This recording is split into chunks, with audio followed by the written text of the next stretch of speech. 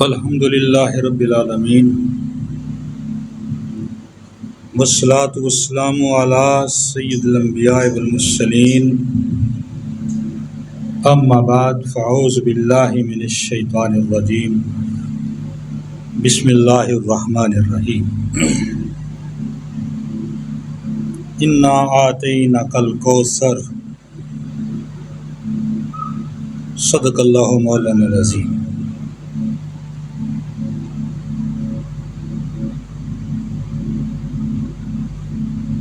حدیث مبارکہ کی کتاب ہے ترمذی شریف۔ اس میں ایک حدیث مبارکہ آتی ہے کہ جس وقت حضرت امام حسن رضی اللہ تعالی عنہ نے حضرت امیر معاویہ کے ساتھ صلح کی اور ان کے حق میں خلافت سے دستبردار ہو گئے، محض امت کو خون ریزی سے، مزید خون ریزی سے بچانے کے لیے، تو آپ کے ساتھیوں میں سے، آپ کے حمایتیوں میں سے کسی نے کہا کہ آپ نے مسلمانوں کا منہ کالا کرا دیا ہے۔ تو آپ نے بڑے تحمل سے اسے یہ جواب دیا کہ نبی کریم صلی اللہ تعالیٰ علیہ وآلہ وسلم کو رویا میں دکھایا گیا تھا کہ آپ کے منبر پر بنو امیہ بیٹھ گئے، اس چیز نے آپ کو غمگین کر دیا، پریشان کر دیا۔ تو اللہ تبارک و تعالیٰ نے آپ کو تسلی دینے کے لیے انا آتیناک الکوثر اور انا انزلناہ فی لیلۃ القدر وما ادراک ما لیلۃ القدر لیلۃ القدر خیر من الف شہر، یہ دو صورتیں اتاری، نازل فرمائیں۔ اور پھر امام حسن علیہ السلام نے فرمایا کہ یہ دنیا کی بادشاہی بنو امیہ کو دے دی گئی، اور ہم راوی روایت کرتے ہیں، جو روایت کرنے والے ہیں وہ بیان کرتے ہیں کہ ہم نے پھر بنو امیہ کا جو خلافت کا، حکومت کا زمانہ ہے اس کو کاؤنٹ کیا تو وہ پورا 1000 مہینہ بنے۔ گویا کہ اس شان نزول نے اور یہ جو تفسیر ان صورتوں کی امام حسن مجتبی رضی اللہ تعالی عنہ نے فرمائی، اس سے ایک حقیقت سمجھ آتی ہے۔ وہ حقیقت یہ سمجھ آتی ہے کہ جو دنیا پرست، دنیا کے غلام اور دنیا کی حریص لوگ ہیں، ان کے متعلق قرآن کہتا ہے یعلمون ظاہر الحیات دنیا، ان لوگوں کے سامنے صرف حیات دنیاوی کا ظاہری پہلو ہے، لیکن اللہ تعالیٰ نے تو اس کائنات کو اس دنیا تک محدود نہیں رکھا۔ اس کائنات کی یہ تو محض ایک ظاہری صورت، ایک ڈائمینشن ہے۔ اس کائنات کا اصل جو ہے، اس کائنات کی جو حقیقت ہے وہ روح ہے، روحانیت ہے۔ تو جو کائنات کا روحانی پہلو تھا،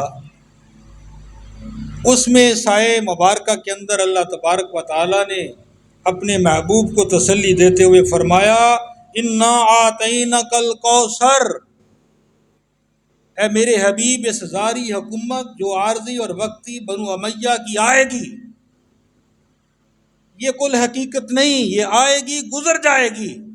ہم نے آپ کو جو خیر کثیر عطا کی ہے اس کا تو یہ عالم ہے انا انزلناہ فی لیلۃ القدر وما ادراک ما لیلۃ القدر لیلۃ القدر خیر من الف شہر، ہم نے آپ کو ایک ایسی رات عطا کر دی جس کے اندر ہم نے آپ پر اپنا کلام اتار دیا، اور وہ رات اس کائنات دنیاوی کے اندر ہمیشہ تک رہے گی، قیامت تک رہے گی۔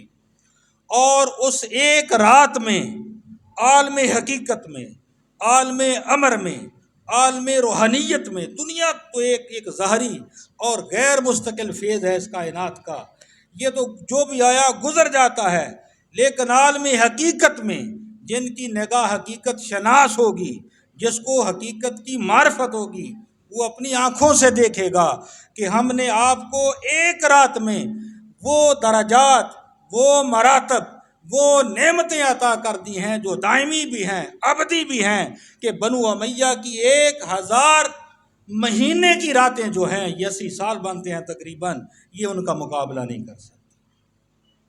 تو حضور کے دل کو تسلی ہو گئی۔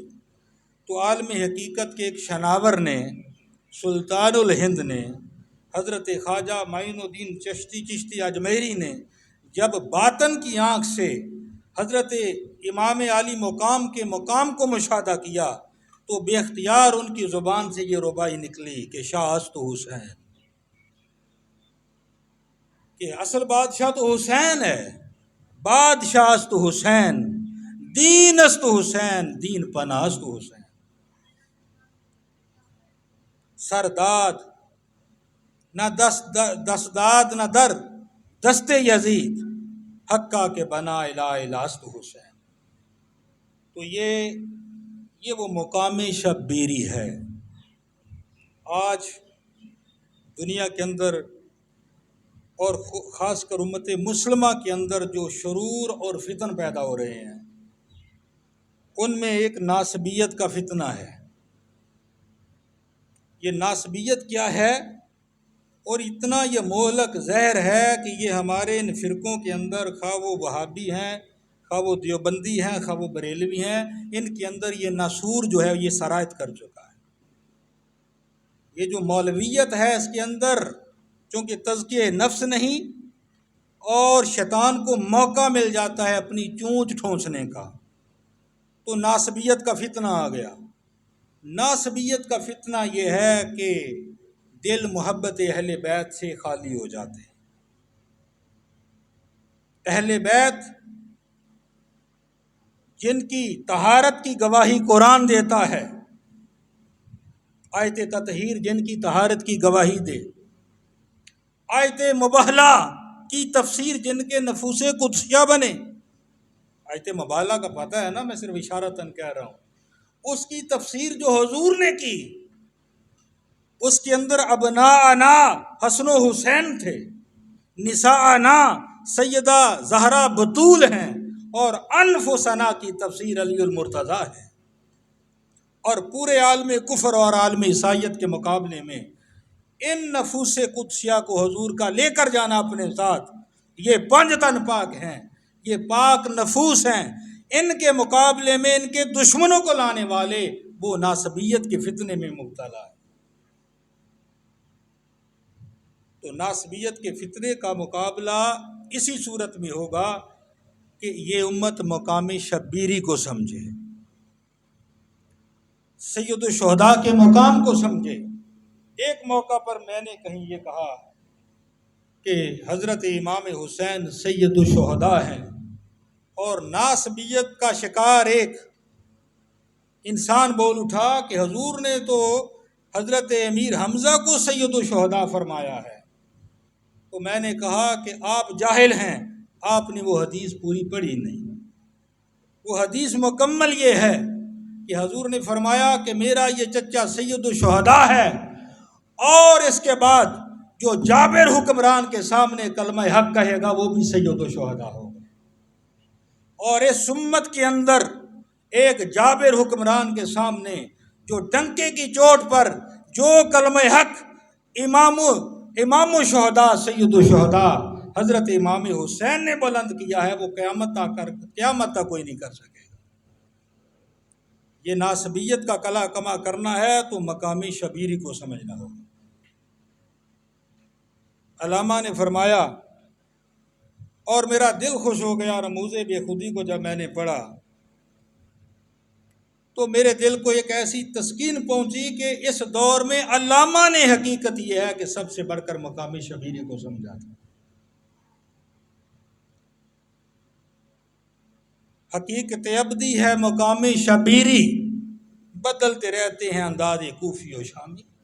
یہ تو بار بار انہوں نے اشارے کیے نا، لیکن رموز بے خودی کے اندر انہوں نے بتایا ہے کہ اس ملت اسلامیہ کی جو حقیقت ہے اس کے ارکان کیا ہیں۔ توحید اس کا رکن، رسالت اس کا رکن، مساوات سارے انسان برابر ہیں یہ اس کا تیسرا رکن، اور چوتھا رکن فرماتے ہیں کہ حریت ہے۔ انسان کو عقیدہ توحید حریت یعنی آزادی عطا کرتا ہے۔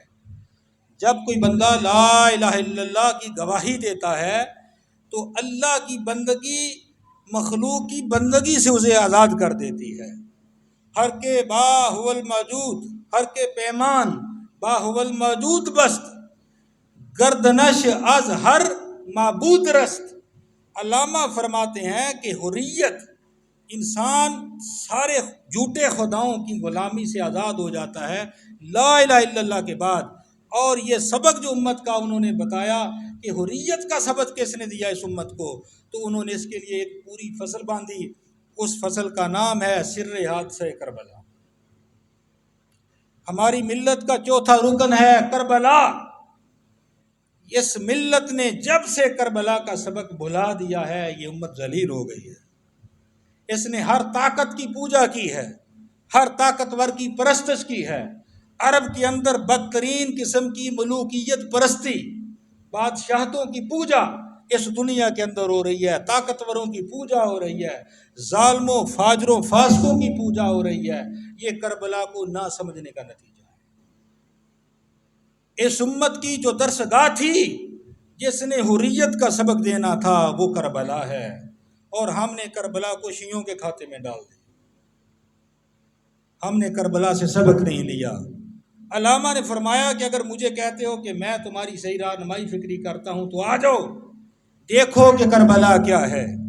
انہوں نے بتایا تھا کہ حقیقت ابدی ہے مقام شبیری، شبیر کے مقام کو سمجھو۔ اور شبیر کا مقام کیا تھا؟ وہ کہتے ہیں کہ جب عقل اور عشق کا مقابلہ آیا، عقل ہوس پرست ہے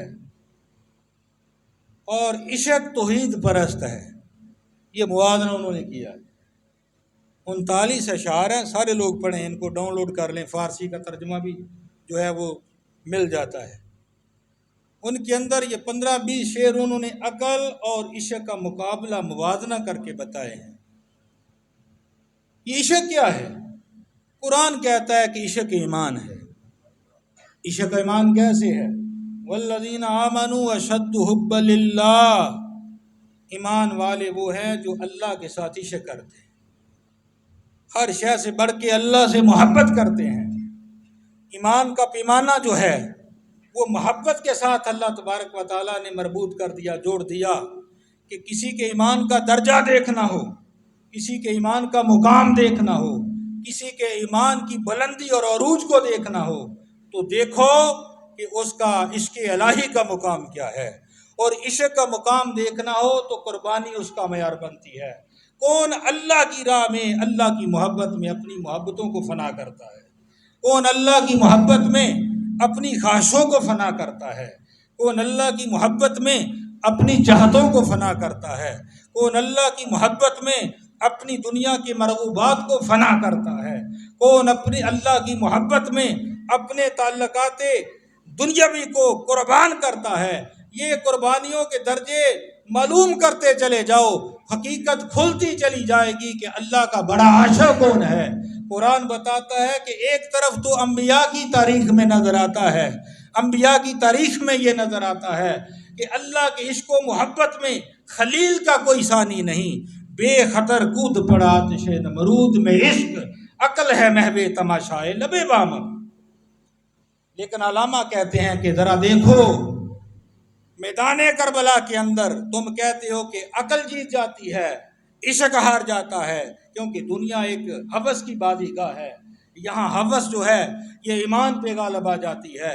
ہوس اقتدار کی ہوس، اقتدار کی ہوس ایمان کی اقدار پر، تقوی پر غالب آ جاتی ہیں۔ وہ فرماتے ہیں کہ دیکھو تم نے عشق کا نظارہ نہیں کیا، آؤ ایک میدان کربلا ہے، تمہیں دکھاتا ہے میدان کربلا میں کہ عشق نے عقل ہوس پرور کے ساتھ کیا کیا ہے۔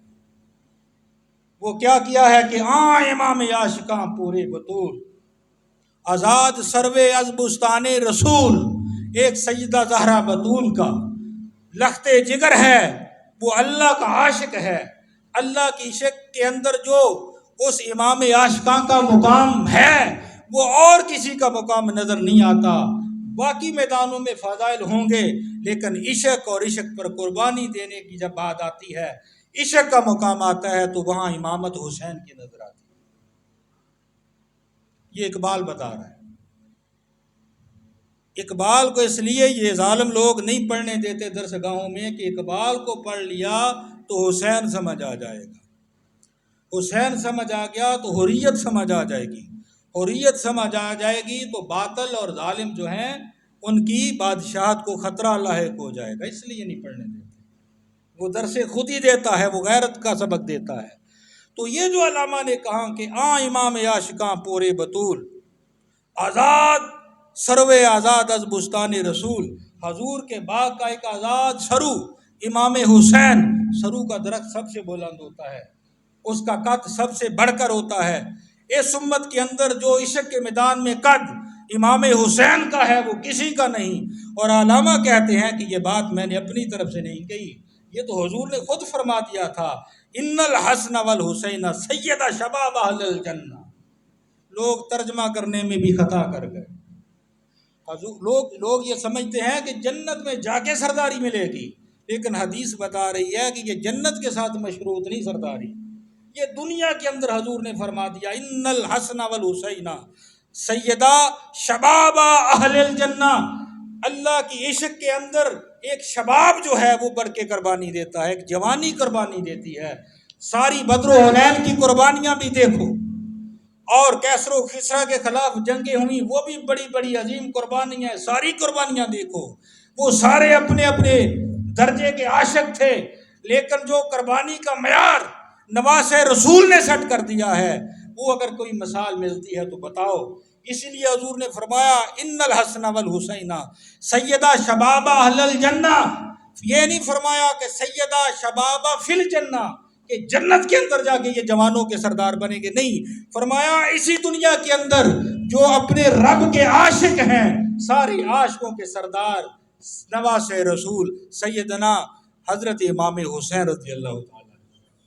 یہ امامت عشق کے اندر ماننی پڑے گی، یہ حضور نے آپ کی امامت کا اعلان فرمایا ہے، کیونکہ یہ قربانی کربلا کا واقعہ اس پر گواہ ہے کہ یہ قربانی اور کسی سے نہیں لی گئی، اس قربانی کو چنا گیا ہے۔ اب یہ نکتہ کہ اس قربانی کے لیے آپ کو چنا گیا ہے، یہ اپنی طرف سے میں نے نہیں کہا، اس پر احادیث مبارکہ کا ایک پورے کا پورا دفتر جو ہے وہ گواہی دے رہا۔ حضرت ام سلمہ، یہ حدیث آپ نے علماء سے سنی ہوگی کہ وہ ام المومنین ہیں جن کا وصال سب ازواج کے وصال کے بعد ہوا، اور انہوں نے حضرت سیدنا امام حسین رضی اللہ تعالیٰ عنہ کی شہادت کا وقت جو ہے انہوں نے دیکھا۔ تو آپ فرماتی ہیں کہ حسین ابھی چھوٹے بچے تھے کہ حضور نے فرمایا کہ اے ام سلمہ، اس روز حضور ام سلمہ کے گھر میں تھے، کہ کسی کو اندر نہیں آنے دینا، آج ایک ایسا فرشتہ آیا ہے جو اس سے پہلے زمین پر نہیں اترا تھا، وہ فرشتہ آیا۔ تو وہ فرشتہ اللہ تعالیٰ سے اجازت لے کے حضور سے ملاقات کرنے کے لیے تشریف لایا۔ ایک روایت کے اندر ہے کہ جو بارش برسانے پہ معمور فرشتہ ہے وہ فرشتہ آیا۔ ایک تیسری روایت کے اندر ہے کہ حضرت جبریل بھی آئے، جب وہ فرشتہ آیا تو حضرت امام حسین کے متعلق آپ نے سب اہل بیت کو، گھر والوں کو یہ تلقین کر رکھی تھی، تاکید کر رکھی تھی کہ حسین کو رونے نہیں دینا، حسین کو رونے نہیں دینا۔ تو جس وقت حسین گھر آئے وہ اپنے نانا جان کے پاس جانا چاہتے تھے، تو حضرت ام سلمہ نے انہیں روکا، کیونکہ حضور نے فرمایا تھا کہ اندر کوئی داخل نہ ہو۔ انہوں نے شہزادہ حسین کو روکا، تو حسین چھوٹے تھے، بچوں کو روکیں تو وہ رو پڑتے ہیں، حضرت حسین رو پڑے تو حضرت ام سلمہ نے یاد کیا کہ حضور نے حکم دیا ہے کہ حسین کو رونے نہیں دینا، انہوں نے چھوڑ دیا، تو حسین اندر چلے گئے۔ تو امام حسین جا کے حضور کی گود میں بیٹھ گئے، اور حدیث کے اندر آتا ہے کہ آپ کے شانوں پر، کندھوں پر چڑھ کے بیٹھ گئے، حضور نے شانوں سے اتارا، گلے سے لگایا، انہوں نے بوسہ دیا، گلے سے لگایا۔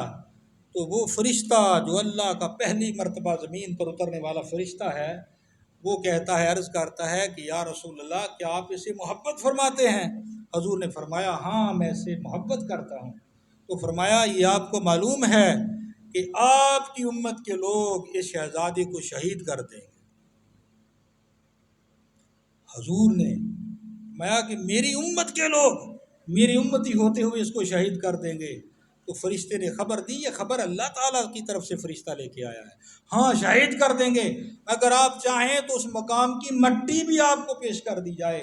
فرشتے نے اپنے ملکوتی پر پھیلائے اور میدان کربلا سے ایک مٹھی بھر مٹی جو ہے وہ حضور کی بارگاہ میں لا کے پیش کر دی۔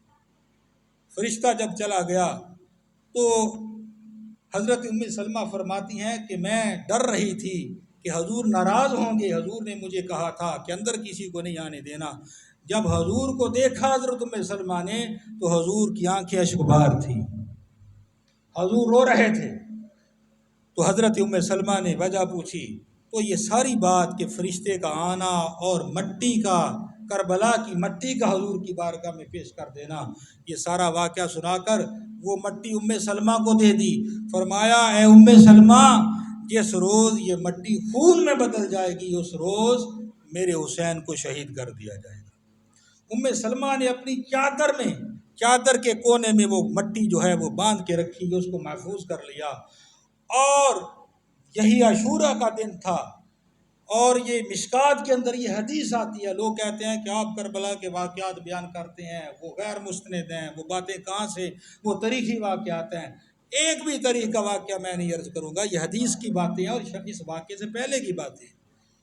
تو حضرت ام سلمہ نے اس روز حضور کو کیسے دیکھا کہ خواب ہے، دوپہر کا وقت ہے جب آپ قیلولہ فرما رہی ہیں، تو دیکھا کہ حضور تشریف لائے، بال بکھرے ہوئے، لباس غبار آلود، اور چہرے پر غم اور پشیمانی اور پریشانی کے آثار، اور حضور کے ہاتھ میں ایک قارورہ ہے، شیشے کی بوتل ہے اور اس کے اندر خون ہے۔ تو حضرت ام سلمہ عرض کرتی ہیں یا رسول اللہ صلی اللہ علیہ وسلم، میں آپ کو اس حالت میں یہ کیا دیکھ رہی ہوں؟ حضور نے فرمایا کہ ام سلمہ، حسین کو اور اس کے ساتھیوں کو کربلا میں آج شہید کر دیا ہے، اور میں پورا دن ان کا خون جمع کرتا رہا۔ جب آنکھ کھلی تو فرماتی ہیں دوڑ کر میں گئی، میں وہ مٹی دیکھنے کے لیے گئی، اور جب مٹی دیکھی تو وہ مٹی خون میں بدل گئی۔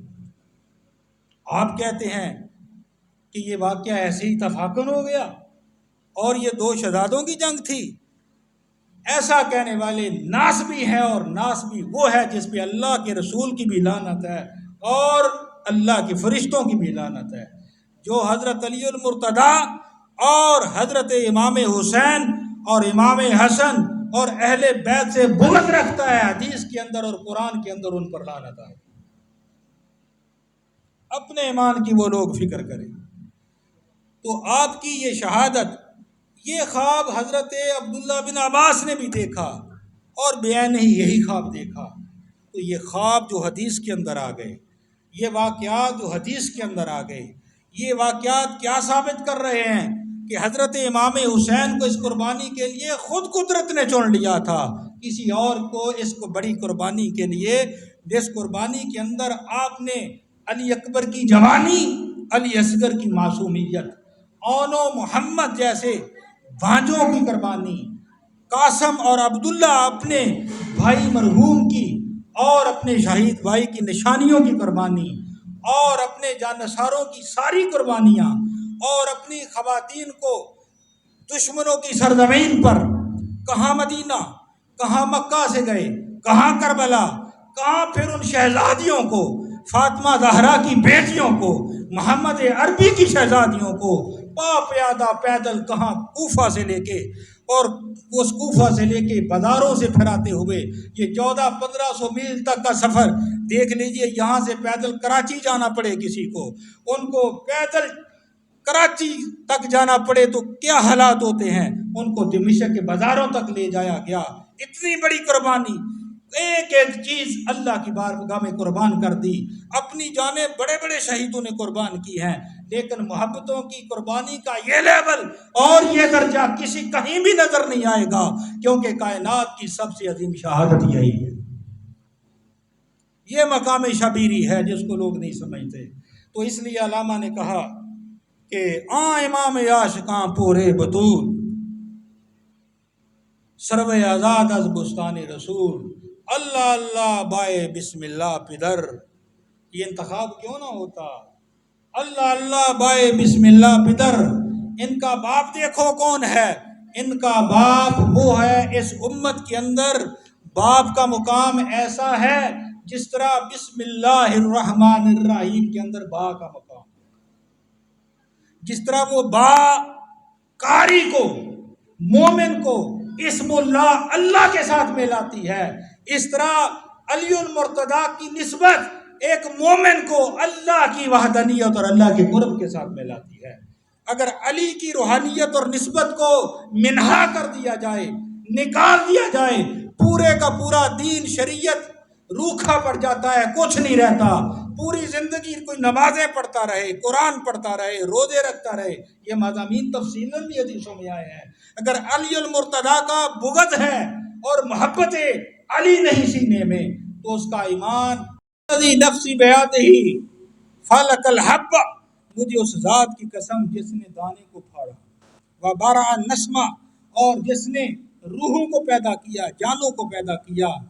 نبی کریم صلی اللہ علیہ وسلم نے مجھ سے عہد مجھے دے رکھا ہے، مجھ سے عہد حضور نے فرمایا ہے کہ علی تجھ سے مومن کے سوا محبت کوئی نہیں رکھے گا اور منافق کے علاوہ تجھ سے دشمنی کوئی نہیں رکھے گا.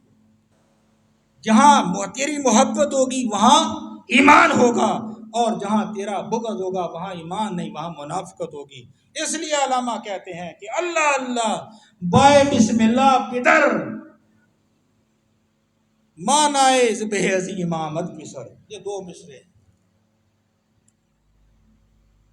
کہ مقام دیکھو کہ باپ وہ ہے کہ بسم اللہ کی با کا مقام امام علی مقام، علی المرتضیٰ کا مقام ہے، باپ کا مقام ہے کہ جن کی نسبت کے بغیر.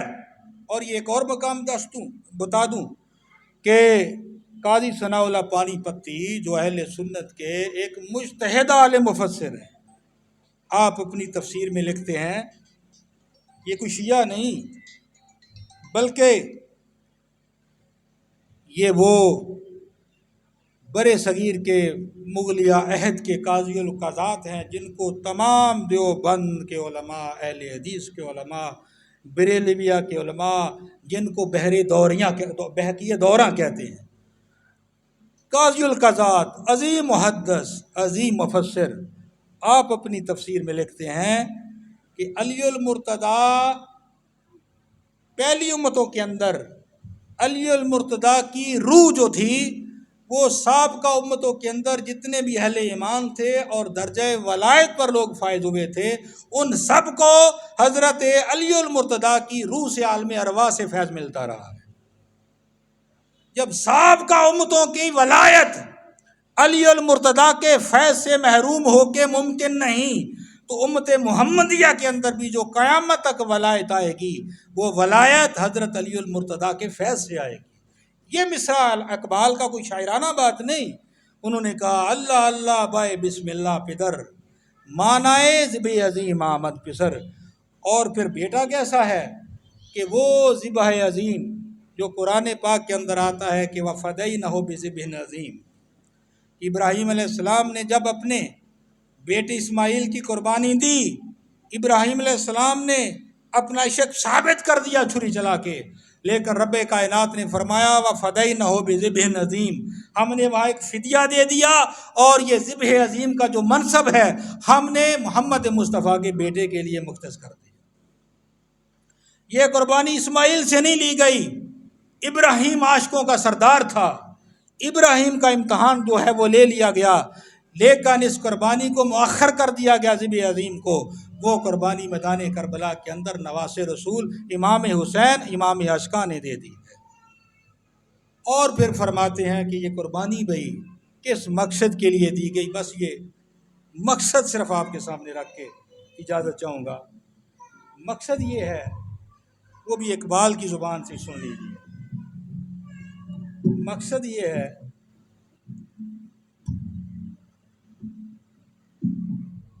کہ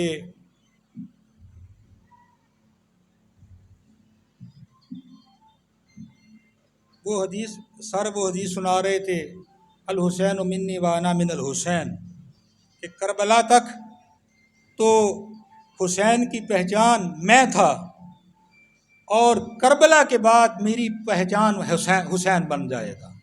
جو حسین کا ہوگا، حسین کے رستے پر ہوگا، وہ میرا ہوگا، اور جو حسین سے کٹا ہوگا وہ مجھ سے کٹا ہوگا۔ یہ مفہوم وہ کہہ رہے تھے کہ قادری صاحب کا وہ تقریر سن رہے تھے، انہوں نے اس کی یہ شرح کی، اور یہ 100% صحیح شرح ہے۔ دیکھیے کہ مسلمان کیا ہے، علامہ نے پھر آگے وہ مقصد بیان کیا ہے۔ وہ فرماتے ہیں کہ ما سوا اللہ را مسلمان بندہ نیست۔ ما سوا اللہ کہتے ہیں کہ اللہ کے علاوہ جو طاقتیں ہیں، اللہ کے نار فرمان ہیں، جو طاغوت ہیں، طواغیت ہیں، ہر وہ طاقت جو اللہ کی نافرمان ہے وہ ما سوا اللہ ہے، وہ طاغوت ہے۔ یہ اصطلاحیں ہیں قرآن مجید کی کہ ہر ما سوا اللہ را مسلمان بندہ نیست۔ مسلمان کی تعریف یہ ہے کہ مسلمان ما سوا اللہ کا غلام نہیں بن سکتا، ما سوا اللہ کی غلامی اور بندگی قبول نہیں کر سکتا۔ گردنش، اس کی گردن جو ہے پیش ہر فرعون گردنش افگندہ نیست، پیش ہر فرعون گردنش افگندہ نیست۔ مسلمان وہ ہے کہ کوئی بھی فرعون صفت اگر آ جائے تو اس فرعون صفت کے آگے وہ اپنی گردن جھکا نہیں سکتا۔ یہ اسلام کی تعریف۔ یہ تعریف عملی طور پہ کرنے کا وقت آ گیا، یہ تعریف کتابوں تک آ گئی۔ اس سے پہلے تو صحابہ اسی راہ پر گامزن تھے۔ خلفائے راشدہ اسی چیز کا نام ہے کہ حکمران آتا تھا تو حکمران اللہ کے حکم کا پابند ہوتا تھا، کوئی بھی حکمران کے حکم کا پابند نہیں ہوتا تھا۔ حضرت معاذ بن جبل جب روم کے دربار میں گئے تو انہوں نے پوچھا کہ آپ کا نظام کیسا ہے؟ تو آپ نے فرمایا کہ ہمارا نظام ایسا ہے کہ جو ہمارا امیر ہے وہ بادشاہ نہیں، وہ خلیفہ ہے۔ اگر وہ کوئی غلط کام کرتا ہے تو ہم کان سے پکڑ کے اس کو مسند خلافت سے نیچے اتار دیتے ہیں۔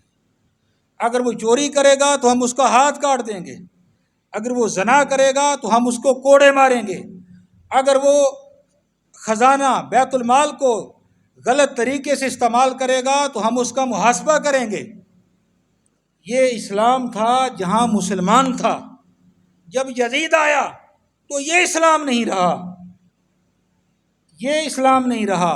یزید نے کہا کہ میں اس مسند کا اگرچہ اہل نہیں بھی، لیکن میں زبردستی بیعت لینا چاہتا ہوں، ڈنڈے کے زور پہ منوانا چاہتا ہوں اپنا اقتدار، اپنی بادشاہی۔ وہی ملوکیت آ گئی، وہی بادشاہت آ گئی جس کو اقبال نے کہا ہے کہ طلسم کیسرو کسرا خود طلسم کیسرو کسرا شکست، خود سرے تخت ملوکیت نشست۔ اس مسلمان نے کیا عجیب کارنامہ کیا ہے کہ خود ہی بادشاہتوں کا خاتمہ کیا ہے۔ کیسر و کسرا یہ بادشاہ تھے، بادشاہ خدا بنا بیٹھا ہوتا تھا، بادشاہ کا قانون ہوتا تھا، وہ کسی کا پابند نہیں ہوتا تھا۔ تو کیسر و کسرا دوبارہ جس وقت آنے لگا تو مسلمان اسی فتنے میں جب مبتلا ہونے لگا تو اس وقت کیا ہوا کہ اقبال کہتا ہے کہ پھر اس وقت ایک ہی بندہ یہ کام کر سکتا تھا جو اس کام کے لیے چنا گیا۔ وہ کیا تھا کہ تیغ بحر عزت نموس دیں است، جو قرآن کا پورا فلسفہ ہے کہ یہ جو تلوار ہے نا، تلوار یہ دین کی نموس کے لیے بس یہ تلوار چلائی جا سکتی ہے، اپنی ذاتی اغراض کے لیے یہ تلوار نہیں چلائی جا سکتی۔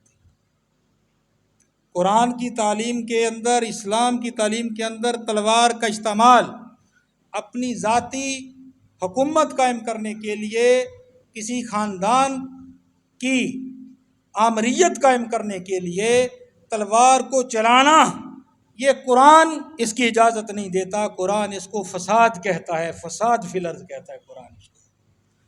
تو تلوار جو ہے یہ دین کی عزت کے لیے ہے، مقصد او حفظ آئین است و بس۔ اس تلوار کا ایک ہی مقصد ہے کہ یہ جو آئین مصطفیٰ نے دیا ہے، جو آئین مصطفیٰ نے دیا ہے، جو دستور مصطفیٰ نے دیا ہے، جو کتاب اللہ کی صورت میں اور اپنی سنت اور خلافت راشدہ کی صورت میں جو دستور مصطفیٰ نے دیا ہے، اس کی حفاظت کے لیے تلوار نکلے تو وہ تلوار بالحق ہے، اور کوئی اپنی ذاتی غرض کے لیے تلوار نکالتا ہے تو وہ تلوار بالباطل ہے۔ یہ گڈ مڈ ہو گیا تھا معاملہ۔ اب نواس رسول وہ مجتہد عظیم ہے، مجتہد عظیم ہیں جنہوں نے ناموس دین کے لیے اور حفاظت آئین مصطفیٰ کے لیے تلوار کو نکالا ہے۔ اب جب تلوار کو نکالا تو اقبال پھر اس کا معنی آگے یہ بیان کرتا ہے کہ خون یو تفسیر ای اسرار کرد۔ یہ جو قرآن مجید کی رمز ہے نا، جو اقبال نے کہا کہ رمز قرآن از حسین آموختیم، ہم نے حسین سے قرآن کی رمز سیکھی ہے۔ تو قرآن کیا رمز سکھاتا ہے؟ قرآن نے رمز یہ سکھائی کہ خون او تفسیر ای اسرار کرد، یہ دین کی یہ جو بھید والی بات تھی، اس کی تفسیر زبان سے کوئی نہیں بیان کر سکتا تھا، نہ موقع تھا، زبان کاٹ دی جاتی تھی۔ کیونکہ حضرت ابو ہریرہ رضی اللہ تعالیٰ عنہ بیان کرتے ہیں، یہ بخاری کی حدیث ہے، فرماتے ہیں کہ حفظت من رسول اللہ صلی اللہ علیہ وسلم ویا عین، میں نے رسول اللہ صلی اللہ علیہ وسلم سے علم کے 2 مٹکے لیے، علم کے 2 مٹکے لے کر میں نے محفوظ کی علم کے۔ فرمایا فَأَمَّا أَحَدُهُمَا فَبَسَسْتُهُ، ایک مٹکا تو وہ ہے جو میں نے تمہارے اندر تقسیم کر دیا ہے روایتوں کی شکل میں۔ حضور کی 1000 حدیثیں میں نے امت کے سامنے روایت کر دیں۔ یہ شریعت کا علم، فقہ کا علم، قانون کا علم، یہ سارے علوم اس مٹکے کو میں نے تقسیم کر دیا۔ فرمایا وَأَمَّا الْآخَرُ لَوْ بَسَسْتُهُ فَقُطِعَ هَذَا الْبُلْعُومُ، اپنی گردن کی طرف اشارہ کر کے فرمایا اگر وہ مٹکا کھولوں، وہ اسرار والی حدیثیں کھولوں، وہ قرآن کی وہ بات کھولوں جو مجھے حضور نے دوسرا مٹکا دیا، تو یہ لوگ میری گردن کاٹ دیں گے۔ وہ گردن، وہ علم نہ عبداللہ ابن عباس بیان کر سکتے تھے، میں ڈنکے کی چوٹ پہ کہتا ہوں، وہ علم نہ عبداللہ بن عمر بیان کر سکتے تھے، وہ علم نہ ابو ہریرہ بیان کر سکتے تھے، وہ علم نہ عبداللہ ابن مسعود بیان کر سکتے تھے۔ جو وہ بیان کر سکتے تھے انہوں نے کر دیا۔ یہ علم کا وہ مٹکا جو ابو ہریرہ بیان نہیں کر سکے، اور وہ کہتے رہے کہ حضور نے فرمایا ہے تعوذوا من راس 60 ومن امارت صبیان، لوگوں 60 ہجری کے فتنے سے اور 60 ہجری کے گماشتوں سے پناہ مانگا کرو، اور چھوکروں اور اباشوں کی حکومت سے پناہ مانگا کرو۔ اور پھر ابو ہریرہ کیا کرتے؟ ابو ہریرہ یہ دعائیں کرتے، نمازوں کے بعد دعائیں کرتے، بازاروں میں دعائیں کرتے کہ اعوذ باللہ من راس 60 و امارت الصبیان، میں 60 ہجری کے زمانے سے پناہ مانگتا ہوں اور بدماشوں کی حکومت سے پناہ مانگتا ہوں۔ تو اللہ تعالیٰ نے ان کی دعا قبول کر لی۔ 60 ہجری کے اندر یزید برسر اقتدار آیا، اور پھر اس نے جو وہ ظلم کیا تو حضرت ابو ہریرہ رضی اللہ تعالیٰ عنہ کا وصال سے پہلے ہو گیا۔ میں عرض یہ کرنا چاہتا ہوں، بس مختصر کرتا ہوں، کہ حضرت ابو ہریرہ دعائیں کرتے ہیں کہ یا اللہ وہ دن مجھے نہ دیکھنا پڑے، اگر میں نے وہ مٹکا کھول دیا جو حضور نے بیان کیا ہے تو میری گردن کاٹ دی جائے گی۔ کیا ابو ہریرہ کے پاس وہ مٹکا ہے تو کیا حسین کے پاس وہ مٹکا نہیں آیا تھا؟ اہل بیت کے پاس وہ علم کا مٹکا نہیں آیا تھا؟ اہل بیت کے پاس وہ مٹکا تھا۔ یہ دوسرے لوگوں کا کربلا مقام نہیں تھا، یہ حسین کا مقام تھا۔ یہ مقام شبیری ہے، یہ حسین کا مقام تھا۔ اب وہ جو امام حسین رضی اللہ تعالی عنہ نے قربانی دی ہے، یہ دوسرے لوگ قربانی نہیں دے سکتے تھے۔ اس لیے حضرت امام حسین رضی اللہ تعالی عنہ کو روکا، عبداللہ ابن عباس نے بھی روکا، لیکن عبداللہ ابن عباس سے وہ کہنے لگے جو آپ نے عذر پیش کیا، وہ عذر یہ پیش کیا، یہ بڑی نکتے کی بات ہے اور آپ نے شاید سنی ہو یا بہت کم سنی، کہ عبداللہ ابن عباس نے روکا کہ بھائی جان آپ مجھے جان سے عزیز ہیں، آپ نہ جائیے، وہ آپ کو قتل کیے بغیر نہیں رہیں گے۔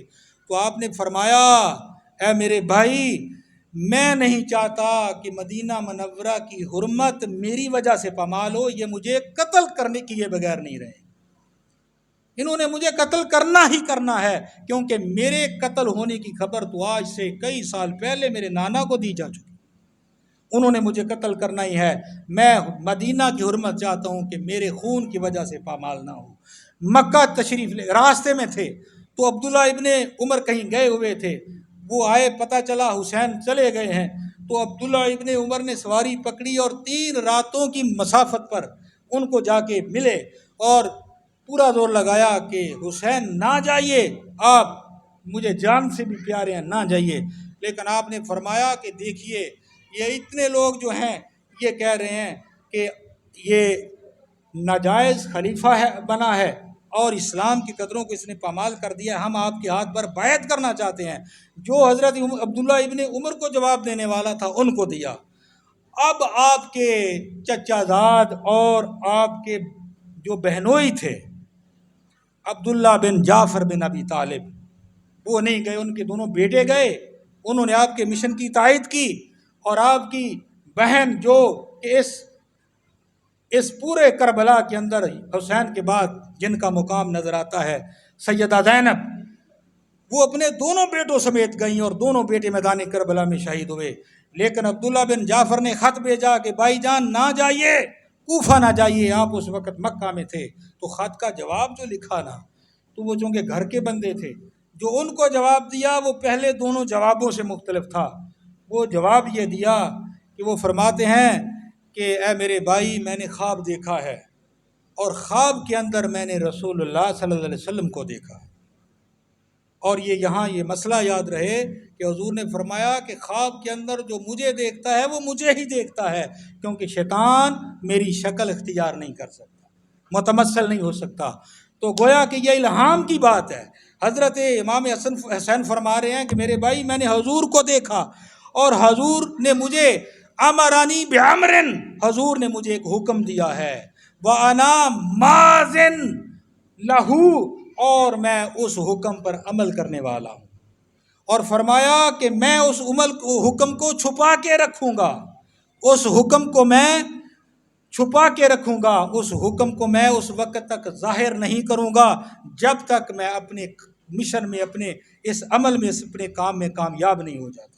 تو آپ کہتے ہیں کہ حسین رضی اللہ تعالیٰ عنہ ویسے ہی میدان کربلا میں چلے گئے، وہ نہ جاتے، ان پہ تنقید کرنے والے ناس بھی پیدا ہو گئے، وہ نہ جاتے۔ تو امام حسین کا کربلا کے اندر جانا یہ معنی ذبح عظیم کو مکمل کر رہا ہے۔ اور جو اقبال نے فرمایا کہ خون او، ان کا خون جو تھا، خون او تفسیر این اسرار کرد، یہ جو دین کا چھپا ہوا مٹکا تھا نا، اس کی تفسیر امام حسین کے خون نے کر دی ہے۔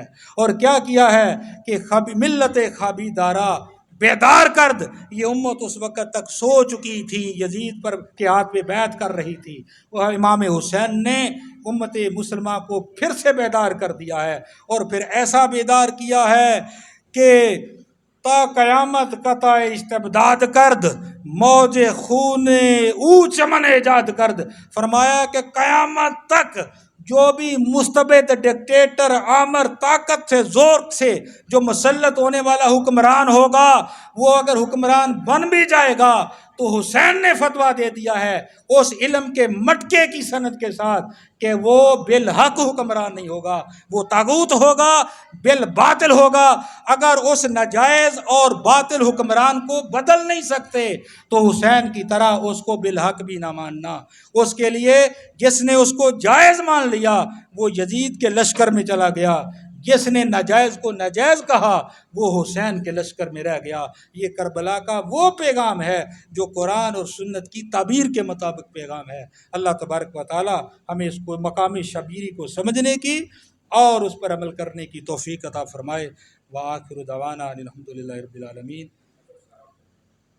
اور یہ شہدائے کربلا غلام فرید بیگم صاحب کے والدین، ان کی سال ثواب کے لیے یہ مجلس کا انعقاد کیا گیا ہے۔ یہ ختم شریف اور دعا بعد میں ہوگی۔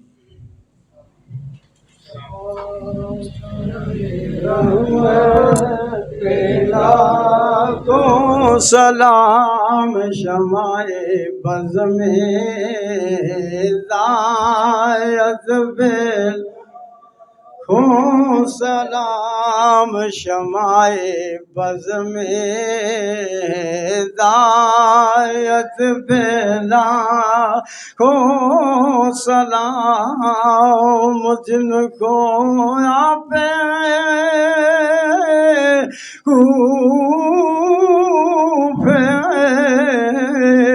بلایا گیا، جن کو بیٹھے بٹھائے ستایا گیا، جن کی گردن پہ خنجر چلایا گیا، اس حسین ابن حیدر پہ کو سلام مصطفیٰ جان رحمت پلا کو سلام، جو غارے ہرا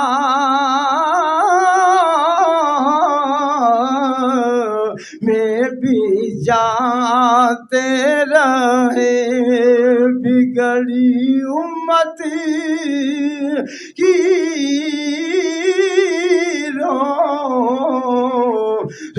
بناتے رہے، جان اپنی پہ دکھ جو اٹھاتے رہے، ان کی سچی محبت پہ لاکھوں سلام، مصطفیٰ جان رحمت پہ لاکھوں سلام، سلام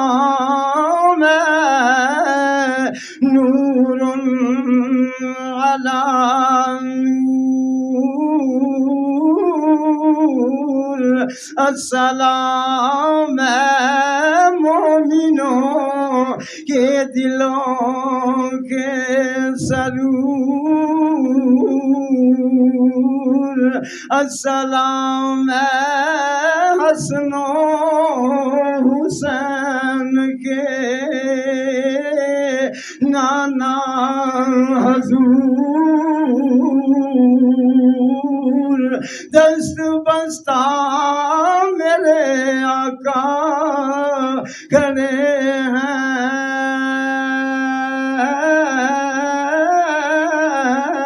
ہم سب حاضر